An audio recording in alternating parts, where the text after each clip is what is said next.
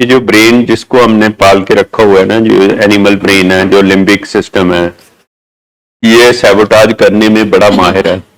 और ये कितने साल से हमारे सारे जितने भी मिशन होते हैं ना, उन सबको सैबोटाज करता रहा है। और ये उसकी सर्वाइवल का मामला है। तो वो इतनी इजीली आपको कैसे छोड़ देगा? उसको सबसे ज्यादा डर लगता है ये शाम सी मीटिंग के। जो हमारा लिम्बिक सिस्टम है उसको सबसे ज्यादा डर 9 से 5 तो उसको डर ही नहीं लगता। उस टाइम पे तो उसने कुछ नहीं करना। जो उसका थ्रेटनिंग टाइम है वो शाम पे ये मीटिंग है। और यहाँ की मीटिंग और लाइव मीटिंग और दूसरी जो जूम मीटिंग जहाँ पे हम रिले करते हैं, इसमें ये फर्क है कि यहाँ पे हम आके ना रिलेट करते हैं, स्टेज के साथ रिलेट करते हैं, चेयर के साथ रिलेट करते हैं।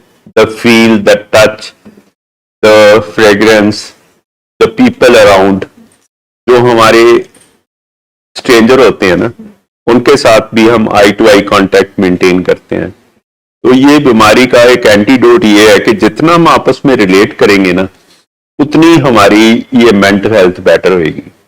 मतलब वर्ल्ड रिसर्च ये कहती है कि हमारी जो नेक्स्ट आने वाली जनरेशन है ना, उसकी सबसे बड़ी प्रॉब्लम है कि हम एक दूसरे से रिलेट नहीं कर पा रहे। इसीलिए हमारे अंदर एम्प्टीनेस, लोनलीनेस है और we are going into depression and anxiety.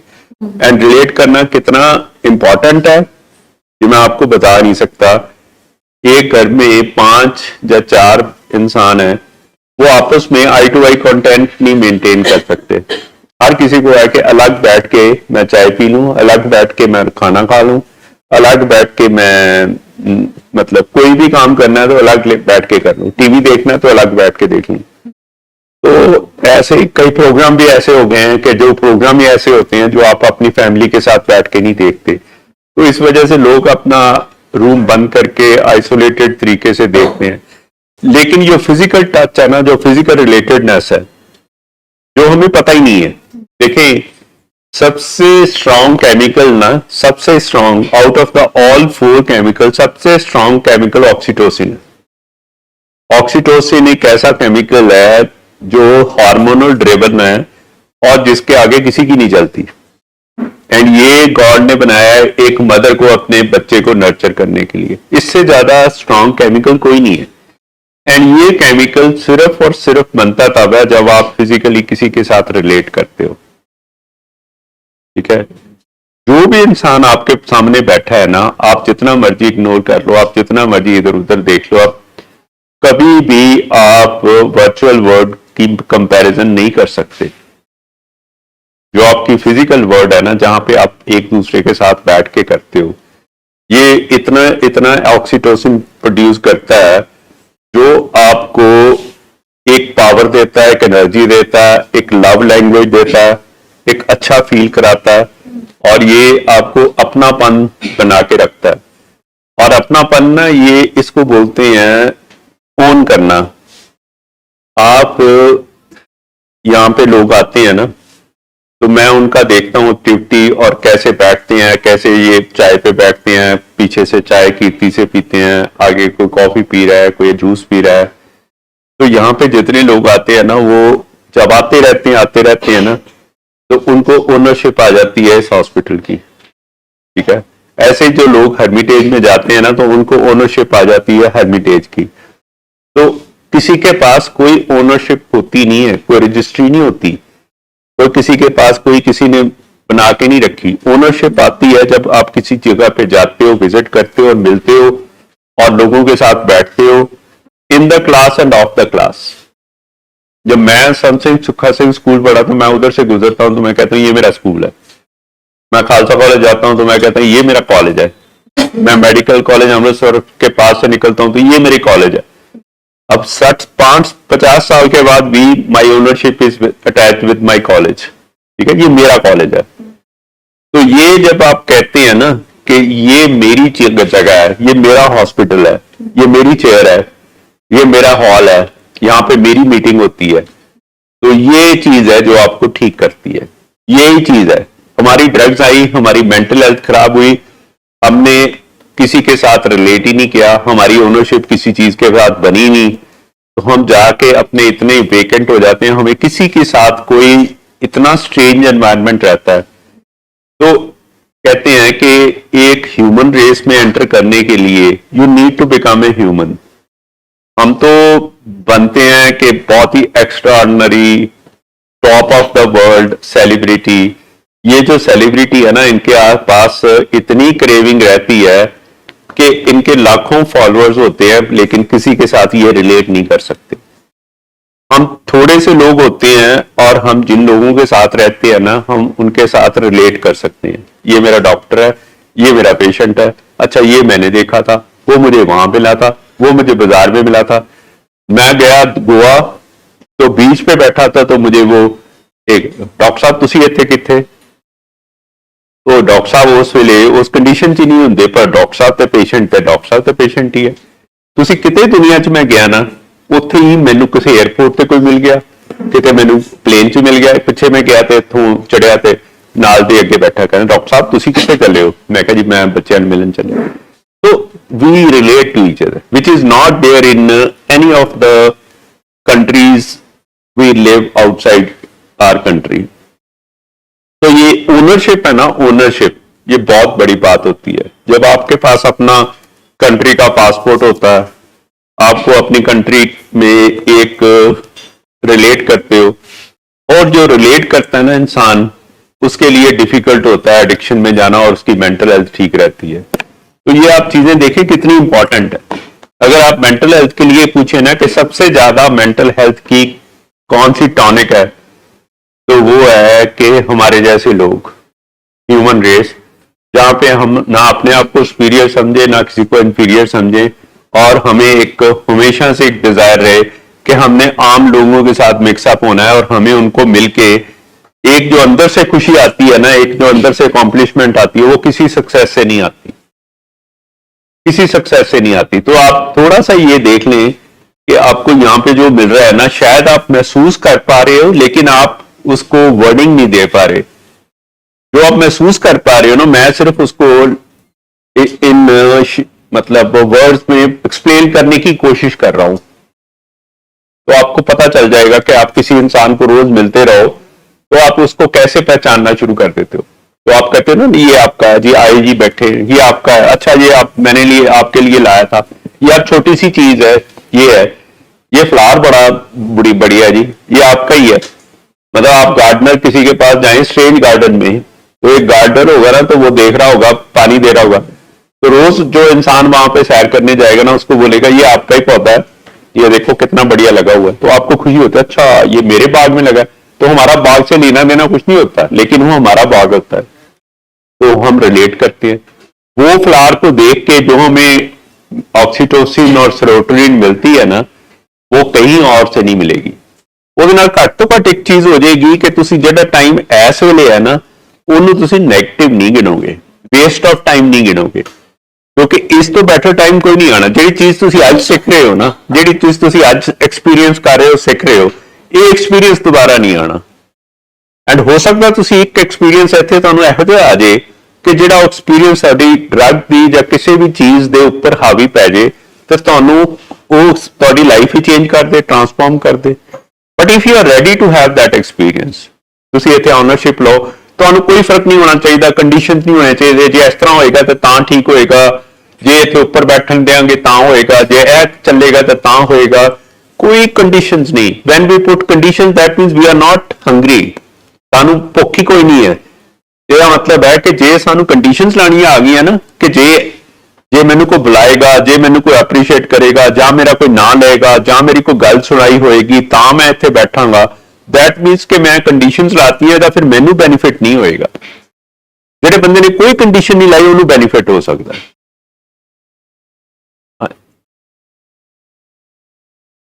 जैसे 4 लोग 5 लोग बैठ के इकट्ठे अच्छी प्यार भरी ऑक्सीटोसिन वाली बातें कर रही है, लेकिन एक बंदा है, जैसे मेरा मूड खराब हो ही जा रहा है, जैसे जैसे उनका मूड अच्छा हो रहा है मेरा मूड खराब हो रहा है, तो सर मेरे में वो ऑक्सीटोसिन हैप्पी मूड क्यों नहीं प्रोड्यूस हो रहा, और हम उसको बैटल कैसे करें? बिकॉज मेरी लाइफ में बहुत पॉइंट्स आए हैं जहां पे लोग अच्छी चीजें कर रहे हैं, मैंने बहुत ही नेगेटिव चीज कर दी सी, सबको पनिशमेंट हो, सबका बुरा हो, तभी जाएंगे जब हम अपना अच्छा करना छोड़ देंगे।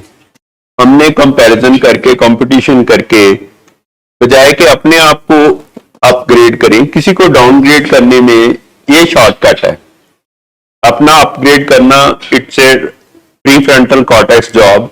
किसी को डाउनग्रेड करना, किसी को ब्लेम करना और किसी को अब्यूज करके और किसी की कोई चीज, शेमफुल चीज या किसी की बेइज्जती करके या किसी की इंसल्ट करके या किसी के कैरेक्टर असैसिनेशन करके या किसी के बारे में कोई यूट्यूब वीडियो डाल के अब जो मजा ले रहे हो ना, ये आपका लिम्बिक सिस्टम है, ये एनिमल ब्रेन है, ये आपको कहीं का नहीं रहने देगा। ये आपकी लॉन्ग टर्म प्रोग्रेस में बहुत जबरदस्त हमें बनाया गया है कि एक इंसान को दूसरे इंसान को देख के मजा आए और उसमें कोई ना कोई चीज अच्छी लगे जो आपको अट्रैक्ट करे, उस चीज के लिए क्यूरियोसिटी पैदा करे और आपको लगे कि ये चीज इसमें यार बहुत बढ़िया, मैं अपने अंदर ये चीज कैसे लेके आऊं।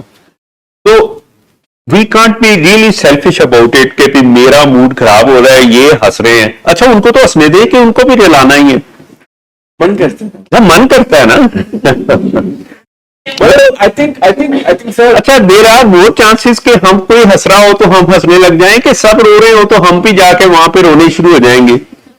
मतलब देखिए ना, आप इस चीज का फायदा उठाएं कि जब आप सोशलाइजेशन में जाते हैं ना, तो आपको एडवांटेज ऑफ डिजीज नहीं मिलना चाहिए।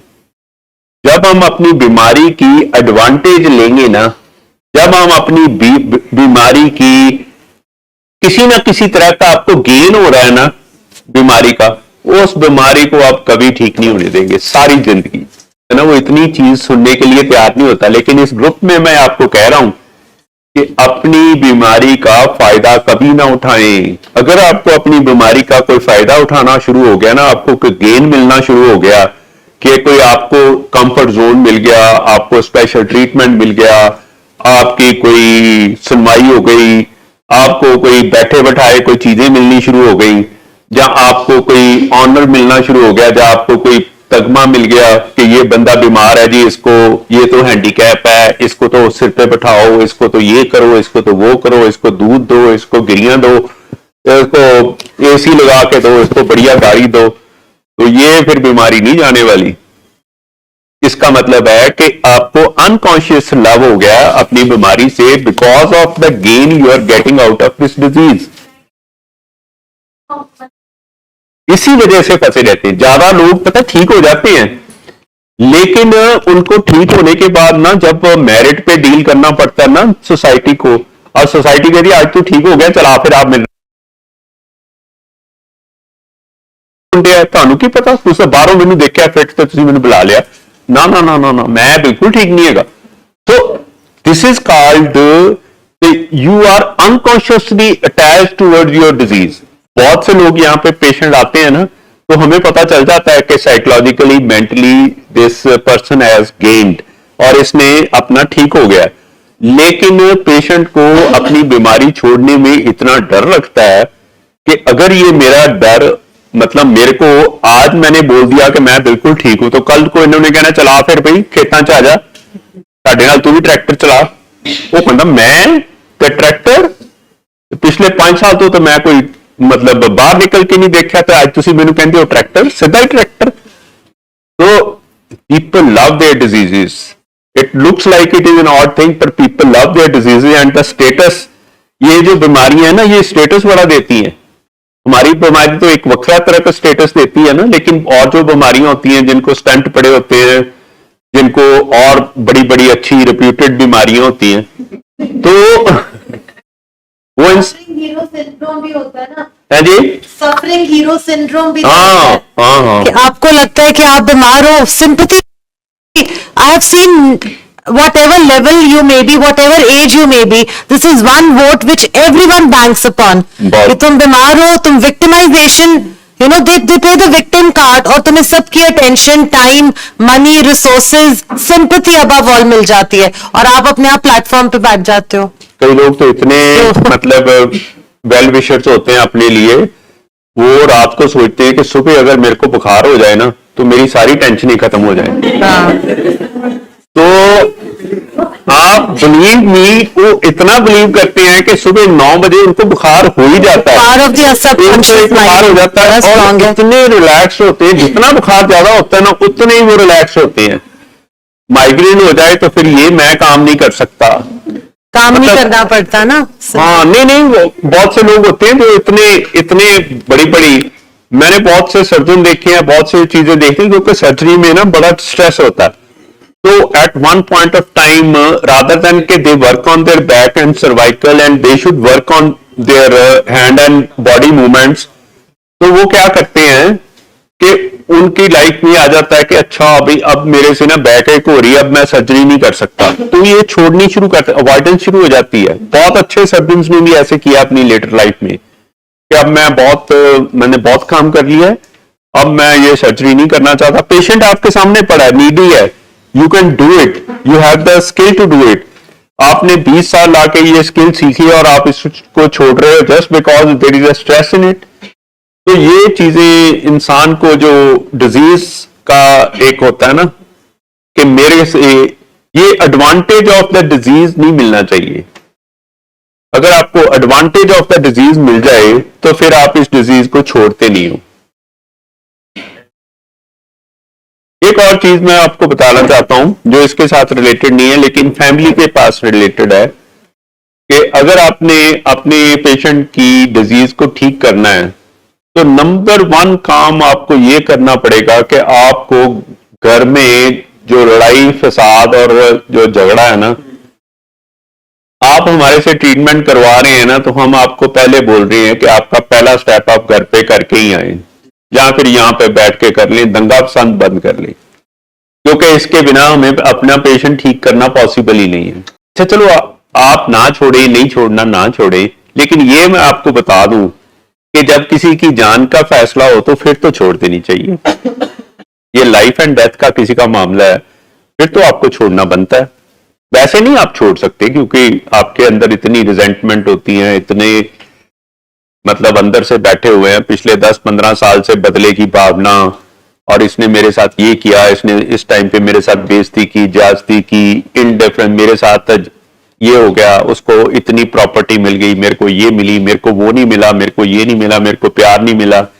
ये इतने मतलब बहुत से लोग होते हैं, बहुत सी चीजें होती हैं।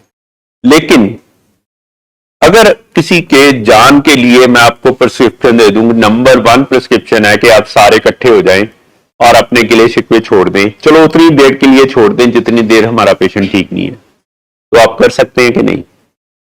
ऐसे ही ना कहना, ऐसे ही ना कहना। पता तो हमें चल जाना जब हमने आपके साथ इंटरव्यू करनी है। अब जब डेटा इंटरवेंशन लिखना है तो पता चल जाना है कि आपका डेटा इंटरवेंशन कहीं और तरफ चल जाना है। होता है कि नहीं?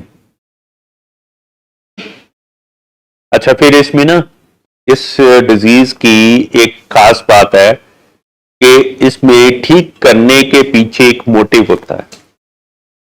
आपका एक मोटिव होता है अपने पेशेंट की जान बचाने के पीछे। अगर तो आपका मोटिव प्योर है ना, तो ये काम ठीक हो जाना है, ये पेशेंट ठीक हो जाना है। लेकिन अगर आपके मोटिव में कुछ और भी साथ में एडेड है कि आपको कुछ और चीज भी प्रूव करनी है, जहां आपने अपनी आइडेंटिटी प्रूव करनी है, जहां आपने आपको अच्छा इंसान दिखाना है, जहां आपने कोई और बदला भी लेना है, और जहां आपने कोई इसमें से सेकेंडरी एडवांटेज लेना है कि ये बंदा ठीक हो जाएगा तो पैसा घर में आना शुरू हो जाएगा, ये बंदा घर में आएगा तो इज्जत बन जाएगी हमारी दुनिया में, रिश्तेदारी में, ये बंदा घर में आएगा तो इससे और बहुत सी चीजें आ जा रही हैं। प्लीज ये चीजें ना लाएं। ये मोटिव अपना बड़ा क्लियर रखें कि आप यहाँ पे आए हैं अपने लव्ड वन की जान बचाने, और सिर्फ जान बचाने तक ही रखें, और चीजों में आप इसको डिल्यूट ना करें।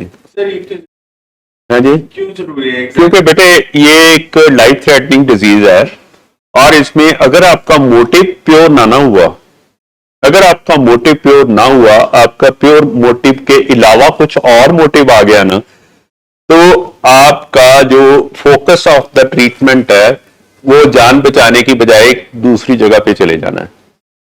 आपने दूसरी जगह को ज्यादा इंपॉर्टेंस दे देनी है, और आपका फोकस जो है चेंज हो जाना है। ये बहुत होता है, इसलिए मैं आपको बता रहा हूं।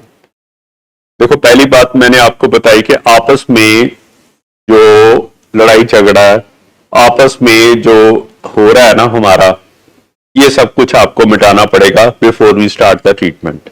The treatment is only going to be successful के जब आपका दंगा फसाद खत्म हो जाएगा। और दंगा फसाद सिर्फ पेशेंट नहीं कर रहा होता, फैमिली भी कर रही होती है, फैमिली पेशेंट के साथ भी कर रही हो रही है, एंड फैमिली आपस में भी कर रही होती है। ये जो मैं दंगा फसाद कह रहा हूं, मैं पेशेंट की अपने साथ जो हो रही है ना, पेशेंट को छोड़ दें, फैमिली के आपस में जो हो रही है ना, ये बड़ी इंपॉर्टेंट चीज है। और दूसरी है कि मोटिव आपका सिर्फ पेशेंट की जान बचाना होना चाहिए, बस। ये लाइफ थ्रेटनिंग डिजीज है, ये एक डिजीज है, इसका ट्रीटमेंट कराना है, ट्रीटमेंट के अलावा हमें कुछ नहीं चाहिए, सारा फोकस ट्रीटमेंट पे करना, ट्रीटमेंट के अलावा हमें कुछ नहीं चाहिए। ये जो चीजें हैं, क्योंकि मैंने देखा लोग ठीक होते हैं ना, फिर वो सेकेंडरी एक चीज आ जाती जो हमने पीछे रखी होती है ना, नीचे रखी होती है।